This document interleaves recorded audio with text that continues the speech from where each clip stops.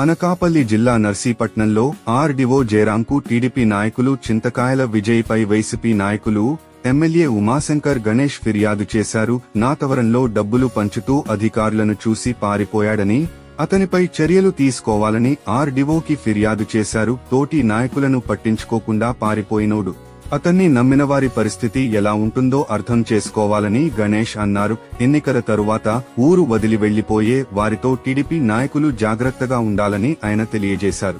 గ్రామంలో కోటమ్మ తల్లి ఆ ప్రాంగణంలో ఎటువంటి అనుమతులు లేకుండా ఎన్నికల నిబంధనలకు విరుద్ధంగా ఇక్కడ తెలుగుదేశం పార్టీ అభ్యర్థి అయిన చింతకాల అయ్యన్న పాత్రుడు కుమారుడు చింతకాల విజయ్ అనే ఒక మొరుగుజ్జు పాత్రుడు అక్కడ టీడీపీ నాయకులతో ఒక సమావేశాన్ని ఏర్పాటు చేయడమే కాకుండా డబ్బులు పంపిణీ కార్యక్రమం చేస్తున్నాడు. అది తెలుసుకున్న మా పార్టీ అధ్యక్షులు అక్కడ వెంటనే అక్కడ ఉన్న ఎన్నికల అధికారులు ఫిర్యాదు చేయగా వెంటనే అక్కడి నుంచి ఎన్నికల సంబంధించిన స్క్వాడ్ వెళ్ళి వీడియోలు కూడా తీయడం జరిగింది. వీడియోలు తీస్తుండగా ఏదైతే ఈ మరుగుజ్జు పాత్రుడు ఉన్నాడో మరి వీడియోలకి దొరకకుండా మరి పరిగెత్తుకునే ప్రదేశాన్ని వారందరూ కూడా చూడడం జరిగింది. ఒకటే అడుగుతున్నా, ఈరోజు పరిగెత్తాల్సిన అవసరం ఏంటో అంటాను నేను. ఈరోజు అక్కడే ఉండి ఏం చేస్తున్నావు చెప్పాలి కదా. నువ్వు పెద్ద వీరుణ్ణి, సూర్యుడిని, ధీరుణ్ణి, కార్యకర్తలకు అండగా ఉంటాను, రాత్రి 12 గంటలకు వచ్చినా బయటకు వస్తానని చెప్పి బిల్డప్లు ఇస్తావు కదా. నువ్వు ఎందుకు పారిపోవాలి? అక్కడ ఉన్న తోటి నాయకుల్ని, కార్యకర్తలను వదిలి ఆ పక్కన ఉన్న మళ్ళలోంచి పరిగెడుతున్నాడంట.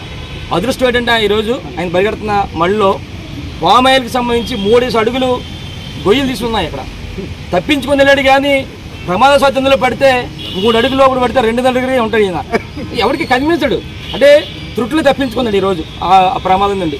అయితే ఒకటే అడుగుతాం మీ అందరి ద్వారా, ఈరోజు ఎంతో బిల్డప్లు ఇస్తూ రాజ్యాంగం మాకు తెలుసు, యాక్టులు తెలుసు, కార్యకర్తలకు అండగా ఉంటామని పెద్ద పెద్ద బిల్డప్లు ఇచ్చి పెద్ద పెద్ద మాటలు మాట్లాడతాడే.